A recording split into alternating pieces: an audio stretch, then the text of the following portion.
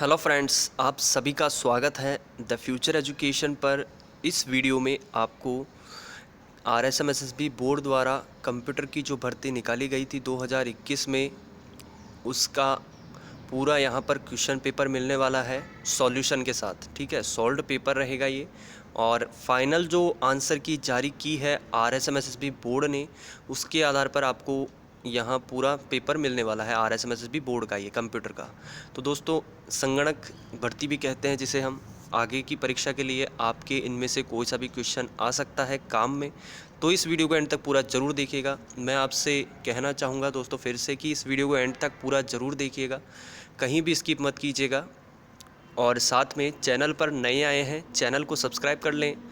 राजस्थान के जो पेपर्स होते हैं, पिछले एग्ज़ाम्स के पेपर और आगे के पेपर्स, तो इनके आंसर कीज़, पेपर सॉल्यूशंस आपको मिलते रहते हैं इस चैनल पर। साथ ही आपके लिए जो जानने योग्य जानकारी है, बहुत ही महत्वपूर्ण जानकारी, वो यहाँ पर आपको मिलती है। तो चैनल को सब्सक्राइब कर लें, वीडियो को लाइक शेयर कर दें। शुरू करते हैं वीडियो को। RSMSSB बोर्ड द्वारा संगणक की जो सीधी भर्ती परीक्षा करवाई गई थी, कंप्यूटर भर्ती 2021 की, फाइनल आंसर की के आधार पर यहाँ पूरा आपको पेपर सॉल्यूशन मिलने वाला है, पूरा क्वेश्चन पेपर रहेगा। चलिए शुरू करते हैं। पहले प्रश्न पर आ जाते हैं। पहला प्रश्न आपके यहाँ है, सूची फर्स्ट को सूची सेकंड से सुमेलित करते हुए सही कूट का चयन कीजिए। तो ऑप्शन कौन सा आ जाएगा? पहले प्रश्न में आपके ऑप्शन आ जाएगा बी, ऑप्शन बी के अनुसार मिलान कर लेते हैं। 4, 2, 3 और 1। ठीक है। नौटंकी जो आ जाएगा वो आ जाएगा धौलपुर भरतपुर से संबंधित है। रम्मत जो है वो बीकानेर से संबंधित है। ठीक है दोस्तों। और तमाशा जो है आपके, वो जयपुर से संबंधित है। ठीक है, तमाशा जो है वो जयपुर से संबंधित है। और अगला जो बच रहा है वो है तुर्रा कलंगी, जो कि आपके 1 नंबर पर चला जाएगा, मेवाड़ से संबंधित है। तो ठीक है, ये मिलान हो गया। तो यहाँ पर आपको पूरा question paper with official final answer के आधार पर सॉल्यूशन भी मिलेगा। तो इस वीडियो को एंड तक पूरा ज़रूर देखिएगा। चैनल को सब्सक्राइब कर लें द फ्यूचर एजुकेशन को। वन विभाग की प्रशासनिक रिपोर्ट 2020-21 के अनुसार वन क्षेत्र में सर्वोच्च 2 जिले कौन से हैं? दूसरे प्रश्न में ऑप्शन बी आ जाएगा, उदयपुर और अलवर। अगले प्रश्न पर चलते हैं। अगला प्रश्न यहाँ पर आ जाता है, तीसरा प्रश्न है, 2011 की जनगणना के अनुसार राजस्थान के कौन से जिलों में 100 से कम जनसंख्या घनत्व है? 100 से कम जनसंख्या घनत्व पूछा गया है, किन जिलों में है? तीसरे प्रश्न में ऑप्शन डी आ जाएगा, जैसलमेर, बीकानेर और बाड़मेर। जैसलमेर, बीकानेर, बाड़मेर। चौथा प्रश्न आपके यहाँ पर आ जाता है। अगला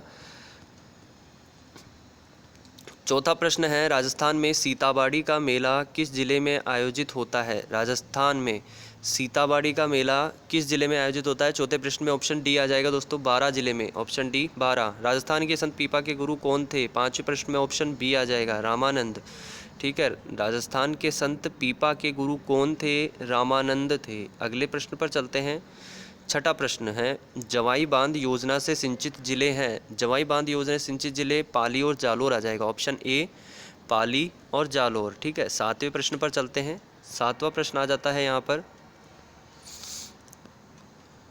मुख्यमंत्री अनुप्रति योजना किससे संबंधित है? सातवां प्रश्न आपके ऑप्शन आ जाएगा डी, प्रतियोगी परीक्षाओं की तैयारी से। ठीक है, इसको 2021 में ही लॉन्च किया गया था योजना को। तो प्रतियोगी परीक्षाओं की तैयारी से संबंधित है ये योजना। और निम्नलिखित में से कौन सा खनिज उत्पादक क्षेत्र सुमेलित नहीं है? सुमेलित नहीं है कहा गया है। आठवें प्रश्न में कौन सा नहीं है? यहाँ 3 प्रश्न पक्के हो जाएंगे दोस्तों। आगे में परीक्षाओं की तैयारी कर रहे हैं तो आपको बता देना चाहूँगा कि नहीं है पूछा गया है, यानी कोई 3 जो है वो सुमेलित हैं, ये ध्यान दीजिएगा। आठवें प्रश्न में ऑप्शन आ जाएगा डी, गार्नेट, सलादीपुरा। ये सही सुमेलित नहीं वाला ऑप्शन आ गया। अब सुमेलित कौन से हैं? लोहा अयस्क से संबंधित है, नाथरा की पाल। ठीक है, मैग्नीज से संबंधित है, काला खूंटा। और जिप्सम से संबंधित है, जामसर। तो ये 3 प्रश्न आपके पक्के हो गए दोस्तों। नवा प्रश्न, राजस्थान के किस जिले में एक युद्ध संग्रहालय की स्थापना अगस्त 2015 में की गई? नवे प्रश्न में ऑप्शन बी आ जाएगा, जैसलमेर में। ठीक है, जैसलमेर में की गई 2015 में युद्ध संग्रहालय की। ठीक है।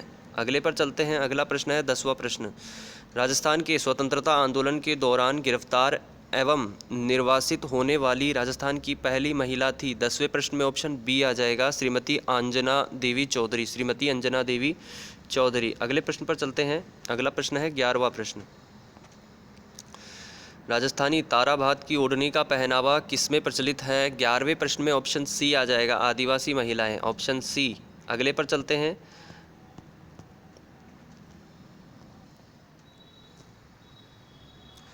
बारहवां प्रश्न है अगला, निम्नलिखित में से कौन सा ग्रंथ लेखक सुमेलित नहीं है? यहाँ 3 प्रश्न पक्के हो जाएंगे दोस्तों, तो इस प्रश्न को ध्यान से देखिएगा। नहीं है कहा गया है, कौन सा नहीं है? यहाँ पर सबसे पहले 12वें प्रश्न को बता देना चाहेंगे दोस्तों, डिलीट कर दिया गया है। ये जो प्रश्न है वो डिलीट किया गया है,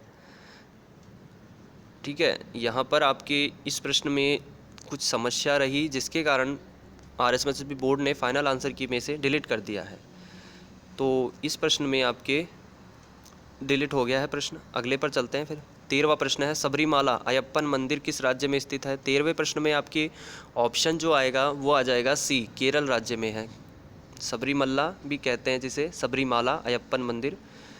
14वां प्रश्न है, निम्नलिखित में से कौन सा लोक नृत्य और क्षेत्र सुमेलित नहीं है? यहाँ पर दोस्तों 3 प्रश्न पक्के हो जाएंगे। पहले ऑप्शन बता देता हूँ कौन सा सुमेलित नहीं है। गैर नृत्य मेवात वाला ऑप्शन आ जाएगा इसमें, ठीक है। अब यहाँ पर कौन सा सही सुमेलित है, कौन सा सही सुमेलित है अगर प्रश्न आए तो कौन सा है? बम नृत्य भरतपुर से संबंधित है, ढोल जालोर से संबंधित है, और गीदड़ नृत्य जो है वो आपके शेखावाटी क्षेत्र से संबंधित है। ऑप्शन कौन सा आ जाएगा प्रश्न के अनुसार? डी, गैर मेवात वाला। अगले पर चलते हैं। चलिए अगला प्रश्न आ गया 15वां, सुमेलित कीजिए। यहाँ वाद्य यंत्र दिए हुए हैं और जाति दी हुई है, ठीक है। सुमेलित करना है आपको। 15वें प्रश्न में ऑप्शन आ जाएगा सी, ऑप्शन सी के अनुसार 3 4 2 1, ठीक है। मिलान कर लेते हैं 15वें में। ऑप्शन सी के अनुसार 3 4 2 1, सारंगी आ जाएगा आपके लंगा जाति से संबंधित है।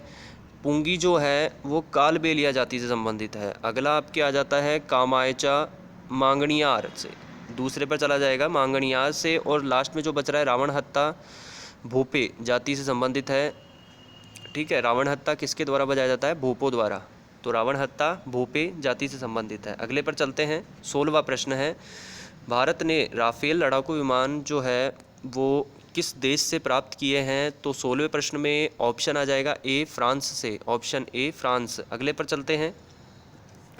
17वां प्रश्न है, प्रशासन में लोगों की भागीदारी सुनिश्चित करने के लिए सरकार द्वारा सूचना और संचार प्रौद्योगिकी के उपयोग को कहा गया है। 17वें प्रश्न में ऑप्शन सी आ जाएगा, ई गवर्नेंस कहा गया है। क्या कहा गया है? E governance. अगले पर चलते हैं 18वें प्रश्न पर। चैनल को सब्सक्राइब नहीं किया है द फ्यूचर एजुकेशन, चैनल को सब्सक्राइब कर लें, वीडियो को लाइक शेयर कर दीजिएगा दोस्तों। 18वां प्रश्न है, मई 2021 में अरब सागर में आए चक्रवाती तूफान का नाम क्या था? मई 2021 में अरब सागर में आया हुआ चक्रवाती तूफान पूछा गया है, कौन सा था? ऑप्शन डी आ जाएगा ताउकते, ऑप्शन डी ताउकते। 19वां प्रश्न है, किस हस्तशिल्पी को वर्ष 2021 का राजस्थान हस्तशिल्प रत्न पुरस्कार दिया गया? 19वें प्रश्न में ऑप्शन सी आ जाएगा बाबूलाल मारोटिया, बाबूलाल मारोटिया। अगर आप कंप्यूटर का प्रीवियस एग्जाम का पेपर देखना चाहते हैं और भी पेपर्स देखना चाहते हैं दोस्तों, तो लिंक मैंने डिस्क्रिप्शन बॉक्स में दे दिया है। काफ़ी परीक्षाओं के मैंने पेपर्स उपलब्ध करवा दिए हैं आपको, चाहे वो SI हो, रीट हो, या फिर आपके कंप्यूटर भर्ती हो, पिछले एग्ज़ाम की पिछली भर्ती प्रीवियस ईयर, और या फिर आपकी जो पटवारी की एग्ज़ाम है, वीडियो की परीक्षा है, ग्राम विकास अधिकारी, ग्राम सेवक भी कहते हैं जिसे, इन सब के मैंने पेपर्स आपको उपलब्ध करवा दिए हैं, ठीक है। लिंक आपको डिस्क्रिप्शन बॉक्स में मिल जाएगा, वहाँ से आप क्लिक करके देख लीजिएगा। सभी परीक्षाओं के आपको पेपर सॉल्यूशंस मैंने उपलब्ध करवाए हैं, काफ़ी परीक्षाओं के, आपकी आगामी परीक्षाओं के लिए बहुत हेल्प होगी दोस्तों, तो इन प्रश्नों को ज़रूर देख लें। 19वां प्रश्न था, किस हस्तशिल्पी को वर्ष 2021 का राजस्थान हस्तशिल्प रत्न पुरस्कार दिया गया? 19वें प्रश्न में ऑप्शन सी आ जाएगा बाबूलाल मारोटिया, ठीक है। अगले पर चलते हैं। 20वां प्रश्न आ जाता है, निम्नलिखित में से किसे खेलों के लिए वर्ष 2021 में पद्म विभूषण पुरस्कार दिया गया? किसे दिया गया? 20वें प्रश्न में ऑप्शन जो है वो आपको बता देना चाहूँगा, 20वां प्रश्न डिलीट किया गया है दोस्तों, बोर्ड द्वारा फाइनल आंसर की में डिलीट किया गया है 20वां प्रश्न। 21वें प्रश्न पर आ जाते हैं, निम्नलिखित में से किसको राजस्थान में छठे वित्त आयोग का अध्यक्ष नियुक्त किया गया है? किसे नियुक्त किया गया है? 21वें में आ जाएगा बी, प्रद्युम्न सिंह को, प्रद्युम्न सिंह को। अगले प्रश्न पर चलते हैं। 22वां प्रश्न, राजस्थान की मुकुंदरा पहाड़ियाँ हिस्सा है? 22वें प्रश्न में ऑप्शन आ जाएगा बी, विंध्यन की पहाड़ियों का, ठीक है। राजस्थान की मुकंदरा जो पहाड़ियाँ हैं वो किसका हिस्सा है? विंध्यन की पहाड़ियों का हिस्सा है, ठीक है। 21वें प्रश्न में आ जाएगा ऑप्शन बी। अगले पर चलते हैं 22वें प्रश्न पर। और 22वां प्रश्न ही है, 22वें में बी आ जाएगा, ठीक है, 22वें में बी आ जाएगा। 23वें प्रश्न पर चलते हैं।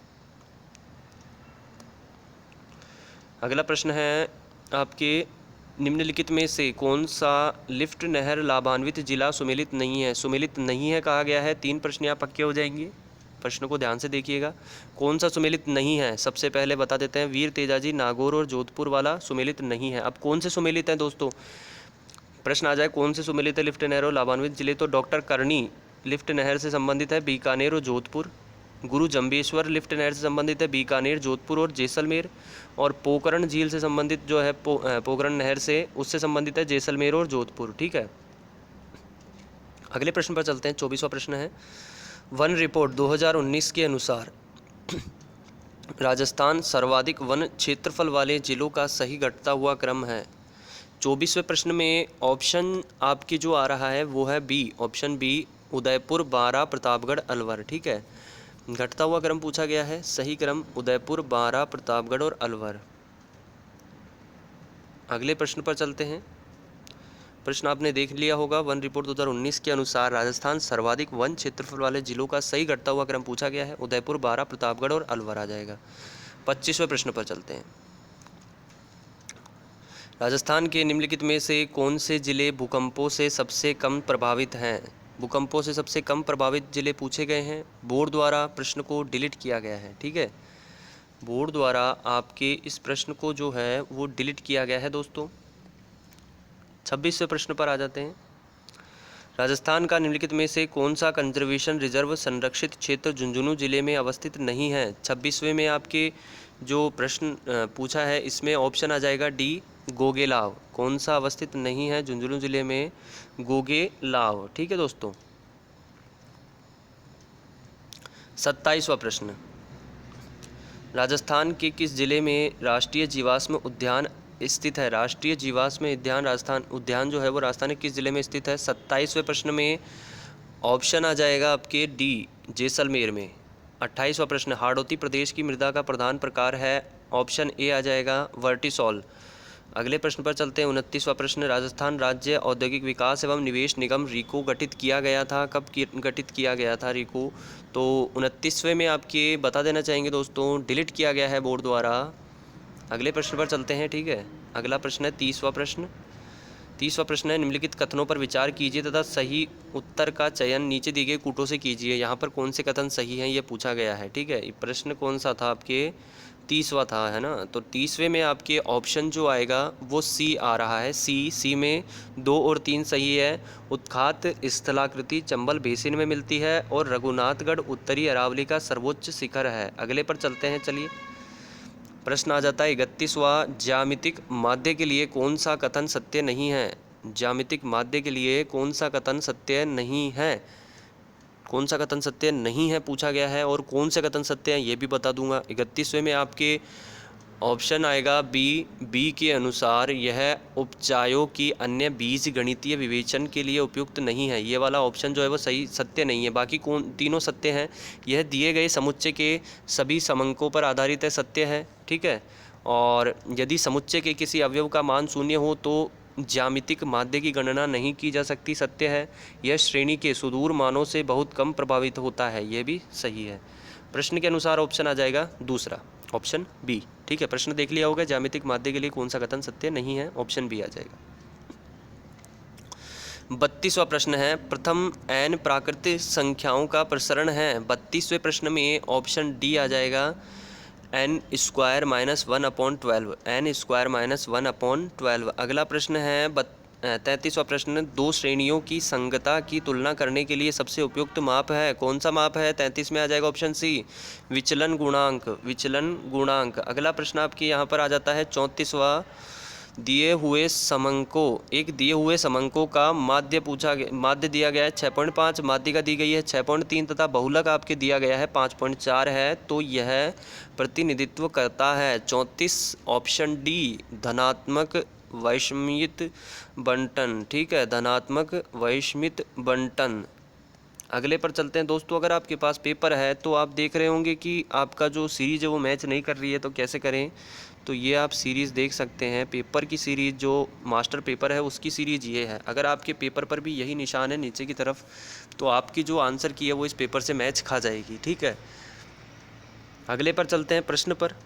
35वां प्रश्न है यहाँ पर, एक परिवार के विभिन्न मदों पर खर्च को आरेख द्वारा प्रदर्शित करने के लिए सबसे उपयुक्त चित्र कौन सा होता है, ठीक है। 35वें प्रश्न में ऑप्शन बी आ जाएगा। बी के अनुसार पाई चित्र होता है, ठीक है, पाई चित्र। 36वां प्रश्न दिया गया है, यदि Q1 Q2 एवं Q3 किसी बारंबारता बंटन की 3/4 है तो निम्नलिखित में से इनके बीच का कौन सा संबंध सही है यदि वह बारंबारता बंटन ऋणात्मक वैषमीय है। 36वें प्रश्न में ऑप्शन बी आ जाएगा। बी के अनुसार Q1 + Q3 < 2Q2, ठीक है, Q1 + Q3 < 2Q2। अगले प्रश्न पर चलते हैं। अगला प्रश्न है 37वां प्रश्न दिया गया है, खंडित बंटन के लिए पृथुशीषत्व β2 का मान क्या है। तो यहाँ पर आपके 37वें प्रश्न में ऑप्शन ए आ जाएगा, 1 से अधिक होता है। अगले प्रश्न पर चलते हैं, ठीक है, 38वां प्रश्न है आपके, क्रमबद्ध प्रतिचयन आकलन के अच्छे परिणाम नहीं देगा यदि के अनुसार ऑप्शन सी आ जाएगा। ए और बी दोनों आ जाएगा। ए इकाइयों के मध्य विचलन आवर्ती हो और बी नियमित अंतराल पर चयनित इकाइयों में सहसंबंध हो। अगले प्रश्न पर चलते हैं, ठीक है, 39वें प्रश्न पर चलते हैं। 39वां प्रश्न यहाँ पर दिया गया है, 30 इकाइयों की एक समष्टि में से 5 इकाइयों का चयन सरल यादृच्छिक प्रतिचयन प्रतिस्थापित रहित विधि से किया है तो किसी विशिष्ट इकाई की प्रतिदर्श में आने की प्रायिकता होगी। 39 में ऑप्शन ए 1/6, ऑप्शन ए 1/6। अगले पर चलते हैं। अगला प्रश्न है 40वां प्रश्न, निम्नलिखित में से कौन सा अराजकीय सांख्यिकी संगठन है, कौन सा है। 40 नंबर के प्रश्न में ऑप्शन बी आ जाएगा आपके, भारतीय विदेशी व्यापार संस्थान नई दिल्ली। 41 पर चलते हैं, लेस्पियर के सूत्र में डैश अभिनति है और पाश्चे के सूत्र में डैश अभिनति है। क्या 41 ऑप्शन ए ऊपर की ओर नीचे की ओर, लेस्पियर के सूत्र में ऊपर की ओर अभिनति है और पाश्चे के सूत्र में नीचे की ओर अभिनति है। अगले प्रश्न पर चलते हैं, ठीक है। अगला प्रश्न अब क्या जाता है 42 नंबर का, ड्रॉबिश बाउले का कीमत सूचकांक सूत्र है। 42 ऑप्शन आ जाएगा बी, ऑप्शन बी लेस्पियर एवं पाश्चे की कीमत सूचकांकों का समांतर माध्य है, ठीक है।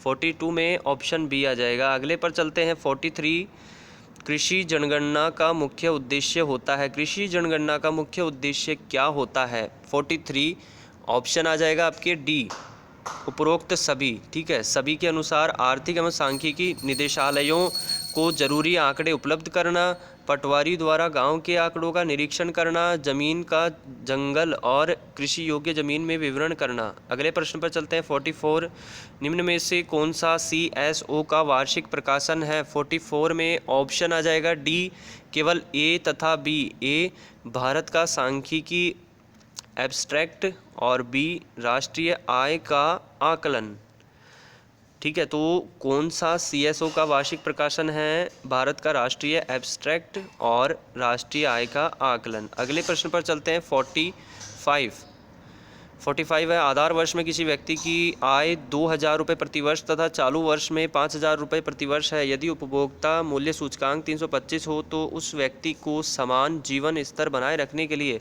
कितना भत्ता और चाहिए। 45 ऑप्शन आपके आ जाएगा बी, 1500 रुपये, ऑप्शन बी 1500 रुपये। अगले प्रश्न पर चलते हैं, प्रश्न आपने देख लिया होगा अच्छे तरीके से। अगले पर चलते हैं 46, 1949 में राष्ट्रीय आय समिति का अध्यक्ष कौन था। 1949 में राष्ट्रीय आय समिति का अध्यक्ष कौन था पूछा गया है। 46 ऑप्शन डी पीसी महालनोबिस, ठीक है। 1949 में राष्ट्रीय आय समिति के अध्यक्ष कौन था? पीसी महालनोबिस। अगला प्रश्न है, केंद्र में बहुउद्देशीय सामाजिक आर्थिक सर्वेक्षण मुख्य रूप से किसके द्वारा आयोजित किए जाते हैं? 47 ऑप्शन डी, राष्ट्रीय प्रतिदर्श सर्वेक्षण कार्यालय द्वारा। राष्ट्रीय प्रतिदर्श सर्वेक्षण कार्यालय द्वारा। अगले प्रश्न पर चलते हैं 48 पर। 48 है, शिशु मृत्यु दर निम्न का अनुपात है। शिशु मृत्यु दर जो है वो किसका अनुपात है? 48 में आपके ऑप्शन बी आ जाएगा। 1 वर्ष से कम आयु के बच्चों की मृतक संख्या एवं उसी क्षेत्र में 1 वर्ष के दौरान जन्म लेने वाले बच्चों की संख्या। अगले पर चलते हैं 49, निम्न में से कौन सा कथन सत्य नहीं है? 49 में आपके ऑप्शन डी आ जाएगा। ऑप्शन डी के अनुसार यदि शुद्ध प्रजनन दर का मान 1 से अधिक हो तो जनसंख्या घटते क्रम की ओर अग्रसर होगी, ठीक है। कौन सा कथन सत्य नहीं है कहा गया था? तो ये वाला सत्य नहीं है। अब सत्य कौन से है? तुलना के लिए अशोधित मृत्यु दर उपयुक्त नहीं है। सकल प्रजनन दर की गणना में मृत्यु दर घटक का उपयोग होता है, सही है। और तीसरा, शुद्ध प्रजनन दर का मान सकल प्रजनन दर से अधिक नहीं हो सकता। ये तीनों कथन जो है वो सत्य हैं, ठीक है। अब सत्य नहीं है कहा गया था तो ऑप्शन डी आ जाएगा 49 में। अगले पर चलते हैं 50 नंबर का प्रश्न है, द फ्यूचर एजुकेशन। चैनल को सब्सक्राइब कर लें, वीडियो को लाइक शेयर कर दीजिएगा दोस्तों प्लीज़। 50 नंबर का प्रश्न है, एक जनसंख्या को स्थावर कहा जाएगा यदि 50 में आ जाएगा ऑप्शन ए, प्रत्येक वर्ष में जन्म लेने वाले बच्चों की संख्या एवं मृतकों की संख्या समान हो, ठीक है। 50 में ऑप्शन ए आ जाएगा। अब आ जाते हैं अगले प्रश्न पर। अगला प्रश्न है 51, एनआरआर के लिए निम्न में से कौन सा कथन सत्य है? 51 ऑप्शन डी, उपरोक्त सभी के अनुसार साधारणतः एनआरआर का मान 0 से 5 के मध्य रहता है। एनआरआर का मान जीआरआर से अधिक नहीं हो सकता। यदि एनआरआर बराबर 1 है तो नई जन्म लेने वाली लड़कियां अपने आप को पूर्ण रूप से नई जन्म देने वाली स्त्रियों में परिवर्तित कर लेगी तथा जनसंख्या स्थिर रहेगी। 51 में ऑप्शन डी आ जाएगा सभी। 52, जैसा कि आपको बताया गया है यहाँ पर आपको फाइनल ऑफिशियल आंसर की के आधार पर पूरा पेपर सॉल्यूशन मिलेगा, ठीक है। सॉल्व्ड पेपर है ये, क्वेश्चन पेपर है, पूरा पेपर है ये कंप्यूटर भर्ती 2021 का।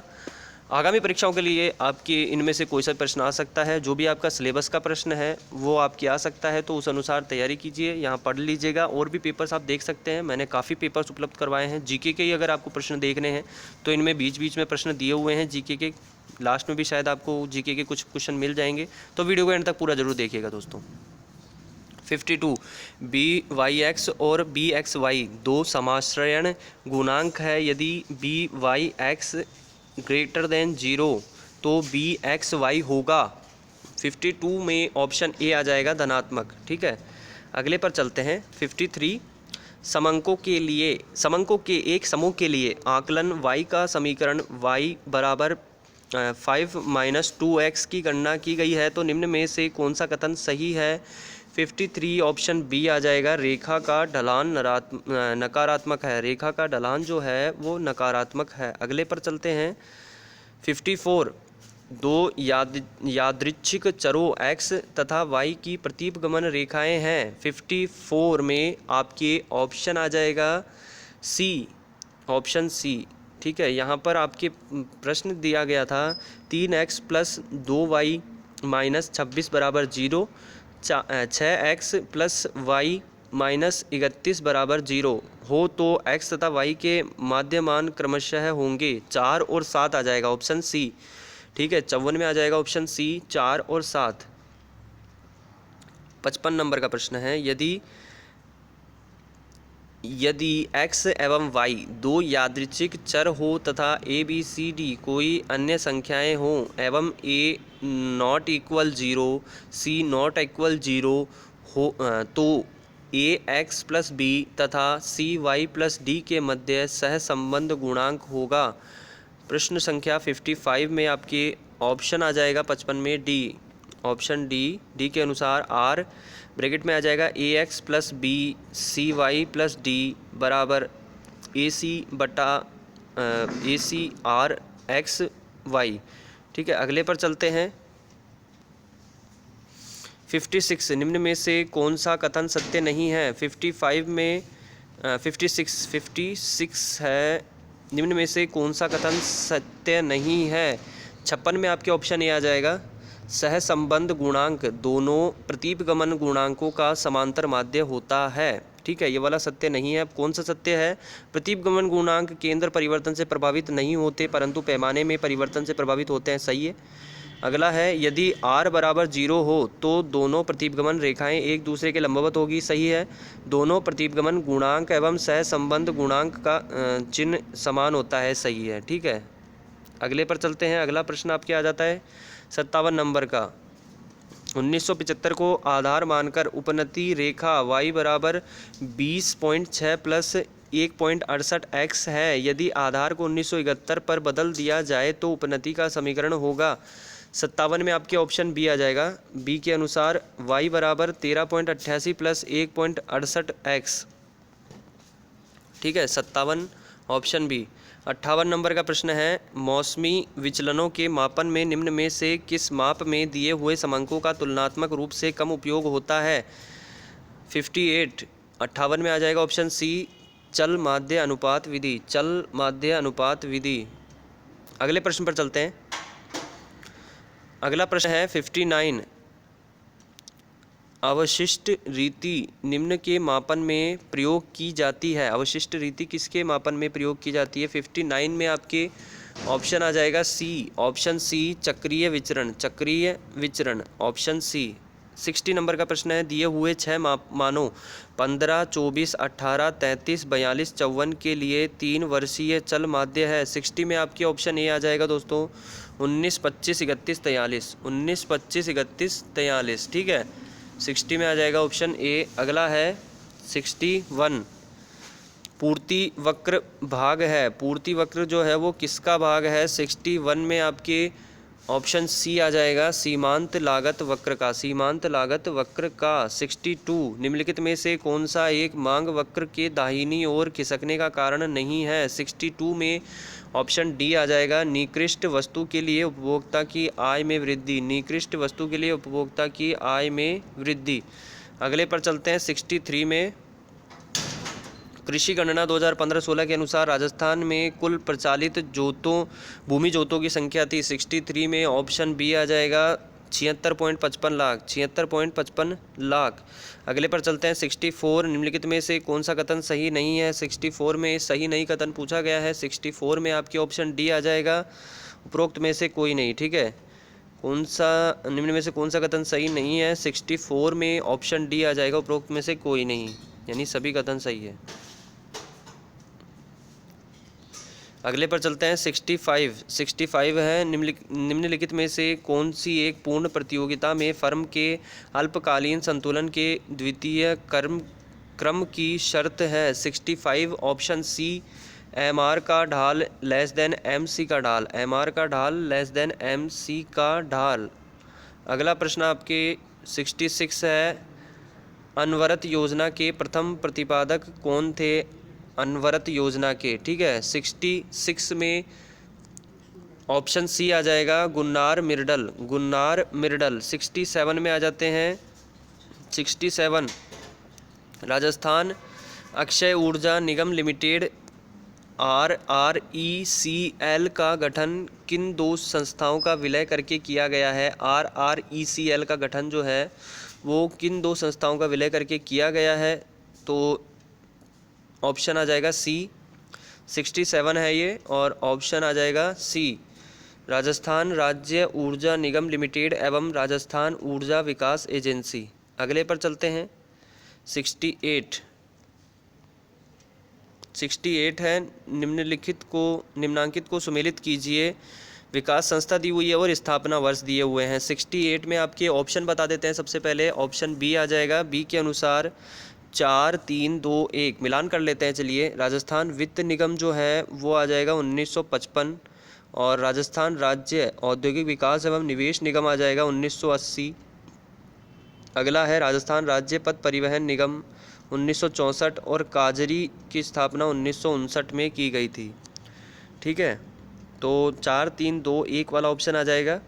अगले पर चलते हैं 69, राजस्थान के सभी जिलों में जिला उद्योग केंद्र की स्थापना किस पंचवर्षीय योजना में की गई? 69। ऑप्शन सी आ जाएगा पाँचवीं, ऑप्शन सी पाँचवीं पंचवर्षीय योजना में। अगले प्रश्न पर चलते हैं। 70 नंबर का प्रश्न है, राजस्थान में कांकरेज नस्ल का प्रमुख केंद्र है। 70 में आपके ऑप्शन बी आ जाएगा Jalore, option B Jalore.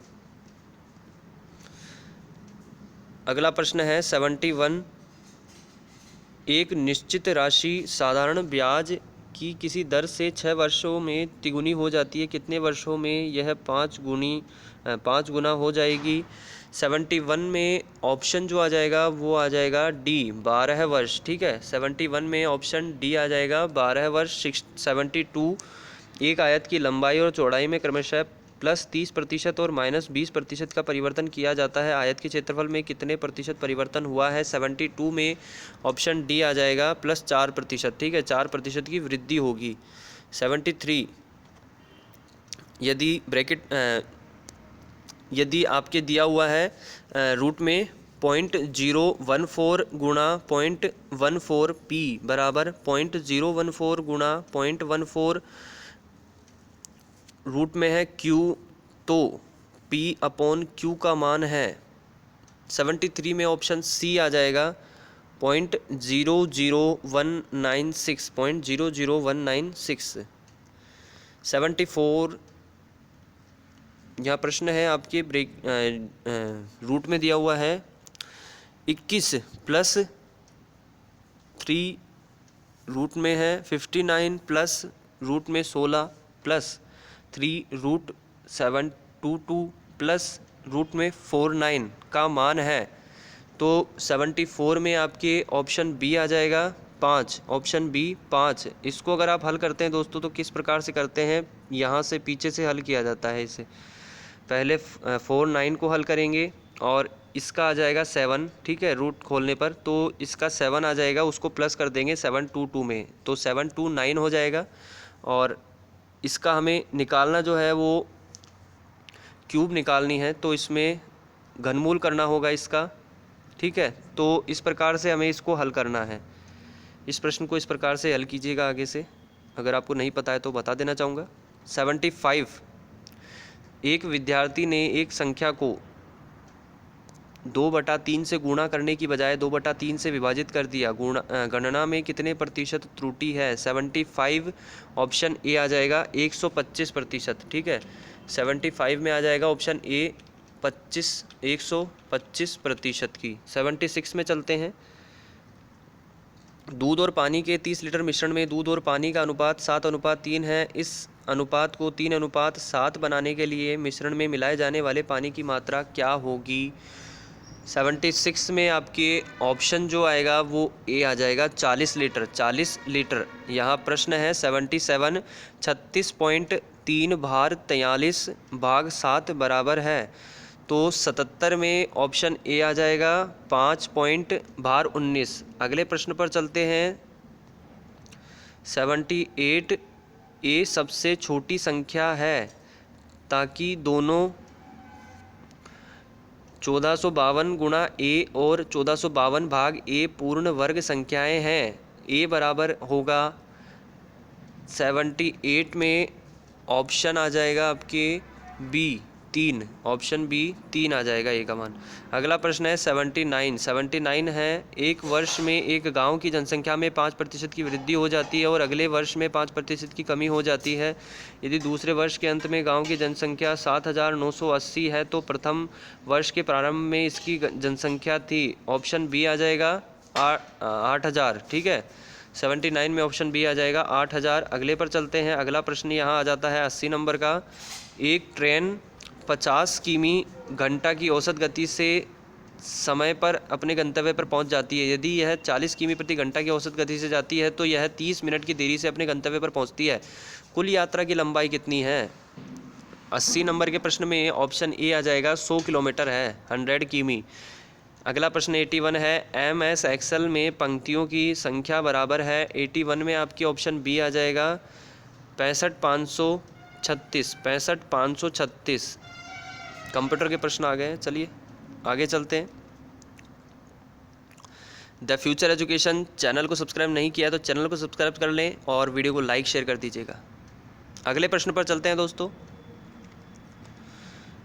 82 IPv4 address का आकार होता है। 82 में ऑप्शन बी आ जाएगा 32 बिट, ठीक है। 82 में आ जाएगा ऑप्शन बी 32 बिट। 83 प्रथम प्रस्तावित वेब ब्राउज़र है। 83 option A mosaic, option A mosaic.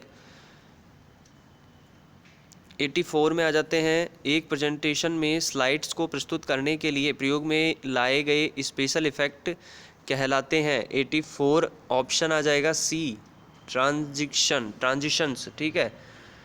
84 में आ जाएगा ऑप्शन सी ट्रांजिशंस। 85 में आ जाते हैं, अगला प्रश्न है MS एक्सेल 2019 में सूत्र राइट इंडिया 2 का परिणाम क्या है।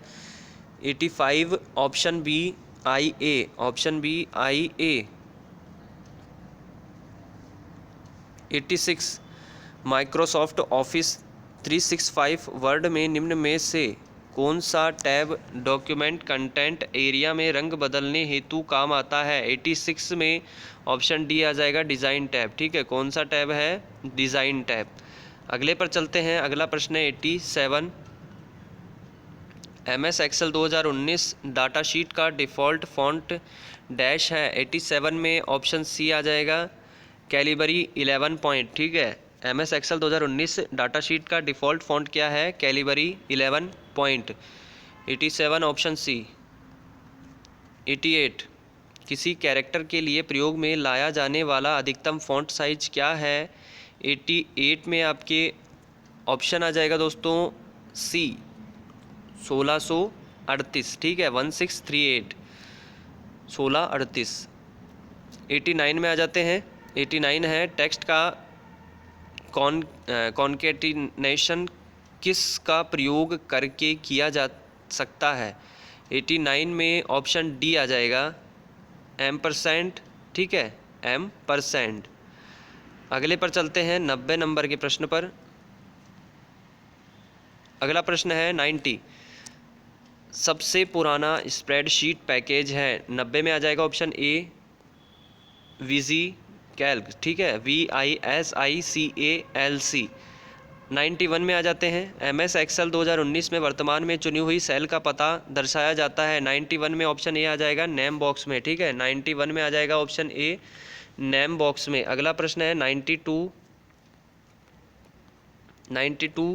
निम्न में से कौन से कमांड के समूह के लिए केवल एक डायलॉग बॉक्स उपस्थित होता है। 92 में ऑप्शन आ जाएगा B go to replace find, ठीक है, गो टू रिप्लेस फाइंड। अगले प्रश्न पर चलते हैं 93 BCC का प्रयोग कहाँ किया जाता है। BCC का प्रयोग जो है वो कहाँ किया जाता है।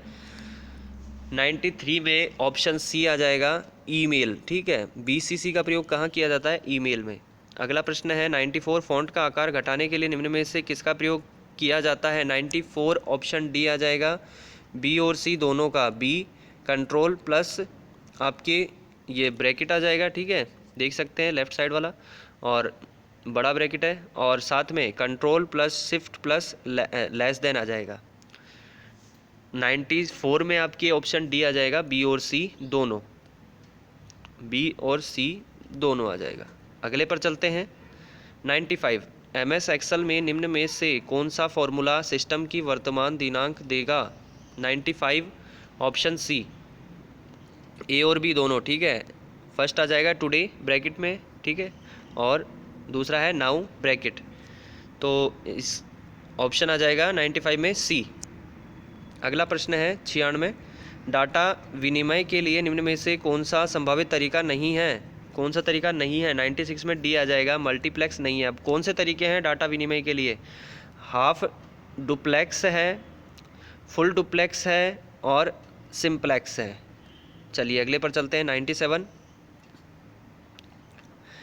PDA का अर्थ है, PDA का अर्थ पूछा गया है 97 में। 97 में आ जाएगा C personal digital assistant, personal digital assistant.